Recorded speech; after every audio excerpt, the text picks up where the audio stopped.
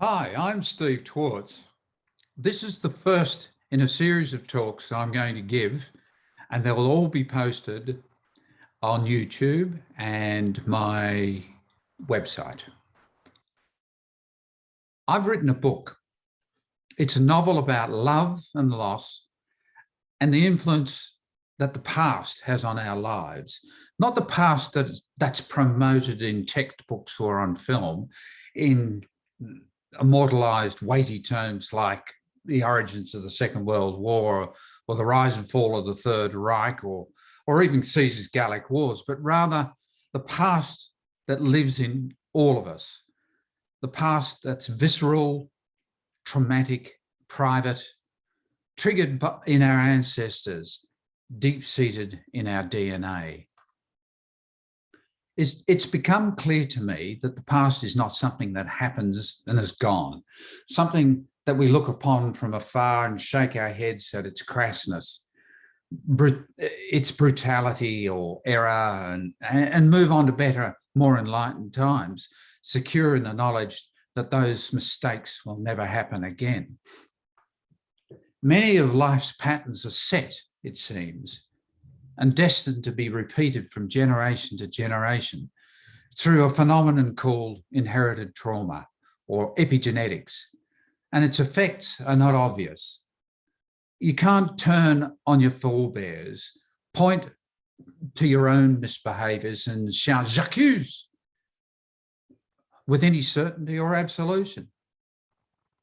It takes effort to separate epigenetic traits from those of nurture and nature. And maybe, for many of us, it won't be possible. Now, I didn't invent this concept, but there's a body of scientific research building to support it, and it helps to explain why some societal issues seem so insoluble, no matter how much money and time are thrown at the so-called solutions. So where did I get this notion that I could write a book about such a vague concept? To help explain, let me tell you a story about when my 95-year-old mother came to live with me downstairs at my house, her own apartment, a huge adventure for an old lady, but she managed it with grace and positivity that those so much younger would be struggling to maintain. Each evening, I would sit with my mother, sip a glass of her favourite wine, cheese or crackers,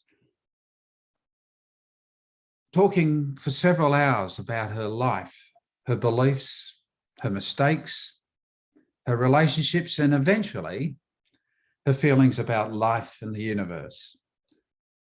The months went by and the conversation topics expanded, and I began to realise that the patterns that were emerging, particularly when she focused on her family, her own mother and father and grandparents, so on, were patterns of behaviour that were promulgated across the generations. I don't mean those behaviours like how you scratch your nose or how you walk or how you laugh, for instance, but rather the less definable, higher level traits like a propensity to depression, a tendency to subjugative behaviour, or the design of one's life into strict compartmentalised chunks, for instance, to avoid the pain of separation. And it was particularly obvious when I delved into the history of her grandfather and then her father, who had suffered the horrors of the Great War, that patterns were set.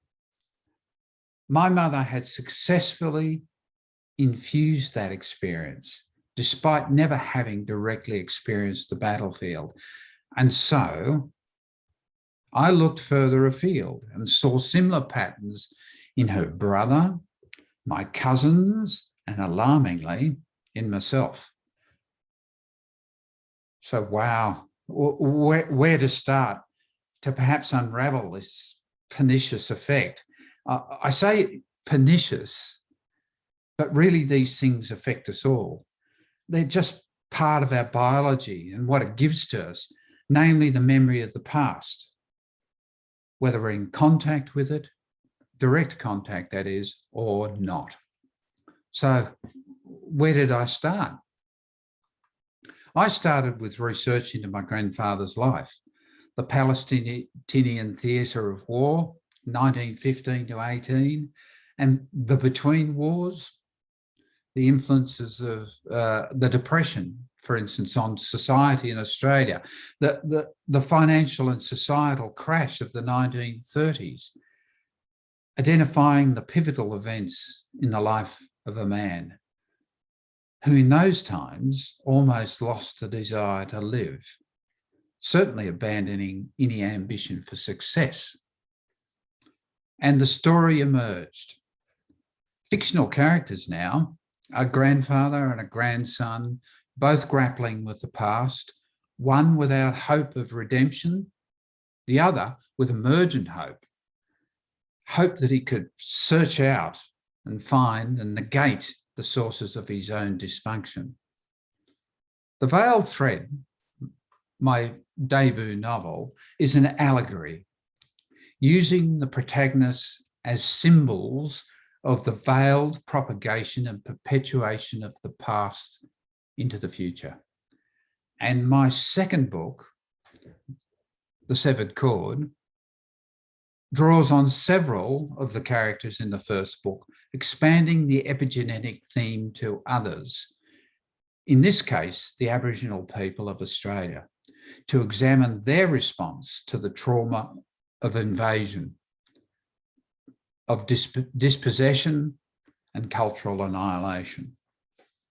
These stories don't pretend to offer a solution, but rather to point the way to how an individual person might pursue their own personal healing, namely through connection with parents and grandparents and great-grandparents, whoever you can find in your direct line, seeking out the traumatic episodes that shaped behaviours and lives. Unfortunately, for many of us, it's too late for such reconciliation. Too much time is lost, the times, the people, the history. But we can only try.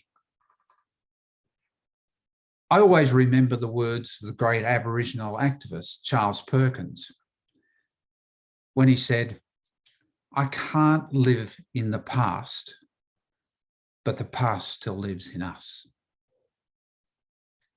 Thanks for listening.